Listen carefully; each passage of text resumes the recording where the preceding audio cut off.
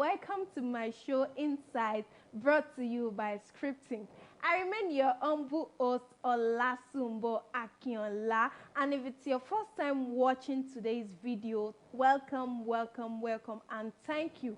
And if you've been a follower of this show Insight, thank you for joining me. Thanks for always sharing. Thanks for the comments. And please don't forget to share for people to enjoy the wonderful benefits you get from these videos. And if you haven't subscribed, please make sure you subscribe.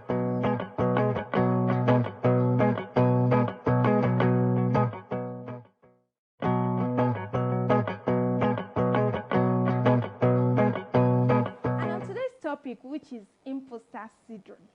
Now, imposter syndrome can also be called the fraud syndrome. It is a feeling of incompetency or a feeling of inadequacy. That is the feeling you have when you're battling with imposter syndrome. Now, having this kind of syndrome, you feel whatever comes your way or all other opportunities you've gotten in the past are due to luck because you think you are not capable of such. Now, the imposter syndrome is also known as imposter phenomenon, fraud syndrome, or the imposter experience. Is a psychological pattern in which an individual doubts their skills, talents, or accomplishments and has a persistent internalized fear of being exposed as a fraud. Despite external evidence of their competence, those experiencing this phenomenon remain convinced that they are frauds and do not deserve all they have achieved. Individuals with imposterism incorrectly attribute their success to luck or interpret it as a result of deceiving others into thinking they are more intelligent than they perceive themselves to be. Imposter syndrome also occurs in normal human-to-human relationships. Based on this syndrome, continuing doubt about people and individual defense mechanisms are considered difficult to achieve healthy relationships.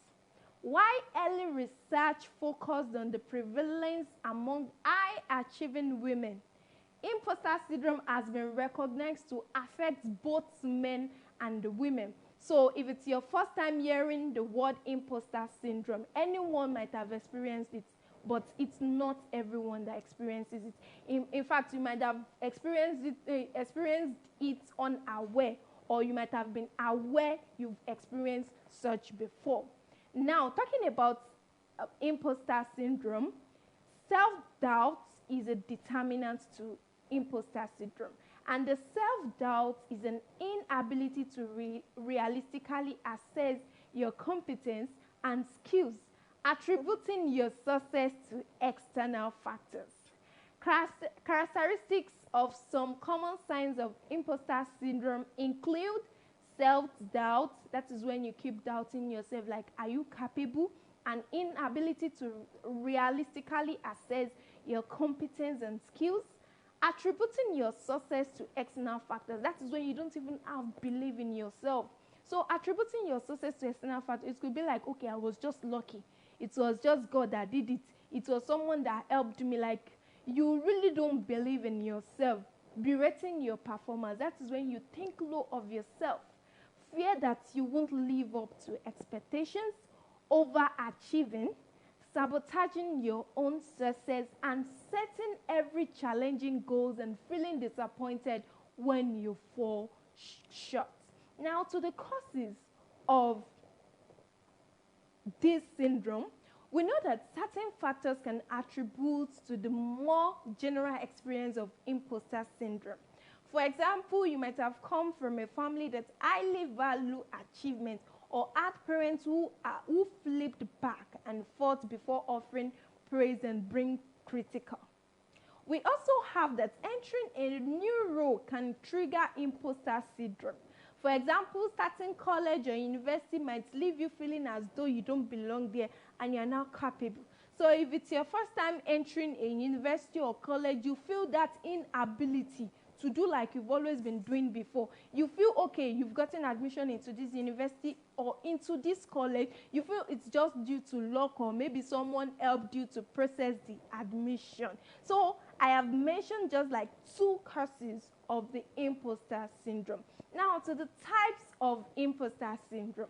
We have people who battles with this kind of syndrome and they don't even realize it. Now, imposter syndrome can appear in a number of different ways. A few different types of imposter syndrome that have been identified are the perfectionists. Perfectionists are never satisfied and always feel that their work could be better. Rather than focus on their strengths, they tend to fixate on any flaws or mistakes. This often leads to a great deal of self-pressure and high amounts of anxiety. They set high expectations for themselves, expectations themselves can't even meet. They don't ask for help because they believe they can do it themselves. So the problem of the perfectionists is that they believe they can do it by themselves. They set high expectations for themselves and they don't even accept help from people because they believe they are perfect. And that is one of the type of imposter syndrome. Another one is superhero, because these individuals feel inadequate. They feel compelled to push themselves to work as hard as possible. They believe they have to keep working to be able to get their self-worth. Always trying to define themselves by their work just so that they can feel a sense of fulfillment. And the problem about these people is that they always seek for validation. You should always learn to validate yourself and not put your sense of fulfillment in the hands of someone else. And that is the problem. Don't try to put your fulfillment in the sign of someone else. That is why these kind of people, they don't feel fulfilled, they don't feel achieved if someone don't if nobody confirms it. So they will always ask colleagues, they will all like, have I done well? Is this thing okay? And if the person gives them a negative answer, then such people will feel bad, and it really affects their self-esteem. Another type of the imposter syndrome is the experts. These individuals are always trying to learn more and are never satisfied with their level of understanding. Even though they are often highly skilled, they underrate their own expertise. This set of individuals will always try to learn more and never satisfy the level of understanding. The next one is the natural genius. These individuals set excessively lofty goals for themselves and then feel crushed when they don't succeed on their first try. The problem about this set of people is that they don't feel themselves chanced. The moment they try something and it fails, they feel down and it makes them feel stupid and incompetent.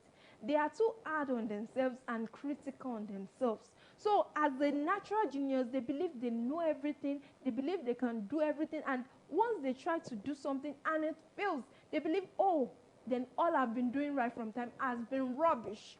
The next one is the soloists. These people tend to be very individualistic and prefer to work alone. Self-worth often stems from their productivity, so they often reject others' offers of assistance. They tend to see asking for help as a sign of weakness or incompetence. They don't ask for help and prefer to do things on their own. They keep rejecting help when offered, and they end up being in the same level. These type of people, like, they don't accept help. They believe whatever they have, the knowledge they have, the ability they have, is capable of helping them or fulfilling whatever they've planned. Now, on the next one is on how to cope. Is on how to cope on imposter syndrome. To get past imposter syndrome, you need to start asking yourself some hard questions, like they might include things like, what core beliefs do I hold about myself? I, as a person, do I believe, okay, my happiness or my fulfillment depends on other people's validation?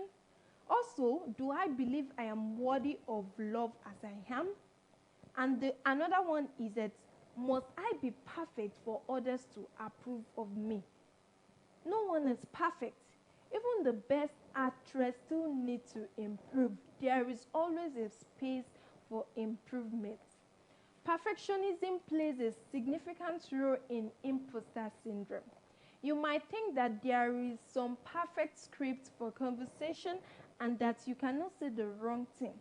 You probably have trouble asking for help from others and may procrastinate due to your own high standards. To move past these feelings, you need to become comfortable confronting some of those deeply ingrained beliefs you hold about yourself. This can be hard because you might not even realize that you hold them, but there are some techniques you can use. The first technique is share your feelings. Talk to other people about how you're feeling. These irrational beliefs tend to foster when they are hidden and not talked about. A problem shared is half-solved. Also, you need to focus on others. While this might feel contrary to what I said earlier, try to help others in some situations or in same situations as you. If you see someone who seems awkward or alone, ask the person a question to bring them into the group. As you practice your skill, you will build confidence in your own ability. So when you focus on others, you will tend to learn that no one is perfect. Everyone is just trying to work on themselves. The next one is assess your abilities. If you have long-held beliefs about your incompetence in social and performance situations, make a realistic assessment of your abilities. Write down your accomplishments and what you are good at, and compare that with your self-assessment. That is when, like, sometimes when I feel bad of some things, I'll just tell myself, like, just look at where you've been coming from. Though you haven't achieved all of your goals or all of your dreams, but when you assess your ability, it gives you that strength. It gives you the inner strength. Now, take steps. Take baby steps. It doesn't have to be a giant step. You can take a baby step. Don't focus on doing things perfectly, but rather do things reasonably well and reward yourself for taking actions. For example, in a group conversation, offer an opinion or share a story about yourself. You can also question your thoughts. You question your thoughts. As you start to assess your abilities and take baby steps, question whether your thoughts are rational. Does it make sense that you are a fraud, given everything that you know? So it shouldn't be someone's conclusion that will give you a belief of yourself. If they call you a fraud, sit yourself down and question yourself. Ask yourself, am I a fraud? Then reject such kind of utterance. And stop comparing. Also, you stop comparing. Every time you compare yourself to others in a social situation, you will find some fault with yourself that fuels the feeling of being good enough or not belonging. Instead, during conversation, focus on listening to what the other person is saying. Be genuinely interested in learning more. Use social media moderately. Yes, and everyone is guilty of it. Sometimes when I just talk to my friends, I tell them my phone is my best friend. And that is the fact. My phone is my best friend. So, and the problem is that we tend to use the media more than we train or improve ourselves. So, as time goes on, I begin to minimize the rate at which I use the internet or the media. So, you use the social media moderately. We know that the overuse of social media may be related to the feelings of inferiority. If you try to portray an image on social media and that doesn't match who you really are, or that is impossible to achieve, it will make your feeling of being a fraud worse. Don't be intimidated by what you see on social media. There's this saying that it's a fake life. Almost everyone lives a fake life. So don't be intimidated. Minimize the use of social media. Also, stop fighting your feelings. Always learn to stop fighting your feelings. Don't fight the feelings of not belonging. Instead, try to lean into them and accept them. It is not when you acknowledge them that you can start to unravel those core beliefs that are holding you back. When you stop fighting your feelings, it is when you acknowledge them. So always learn to fight your feelings. It could be a negative feeling. When you fight a negative feeling, you get over such negative belief. Refuse to let it hold you back. Never let this imposter syndrome hold you back from achieving your dreams. I was reading a lecture. No, it was a video. I was viewing a video online, and this lady said she rejected a job just because of this syndrome. So refuse to let this hold you back.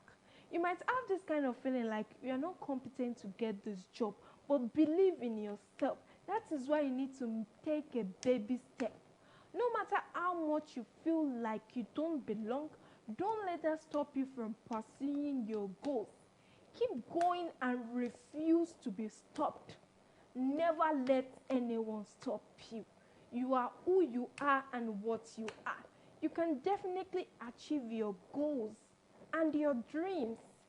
So if you're battling with an imposter syndrome, or you know someone battling with it, or you have once battled with it, or you sometimes maybe once in a while battle with it, please, this video is helpful.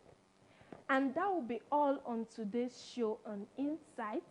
Please don't forget to like, comment, and share for people to learn from this video. Thank you so much for joining me, and I remain your humble host, OLASUMBO AKINOLA. Till we meet again next week, same time, same platform. Bye.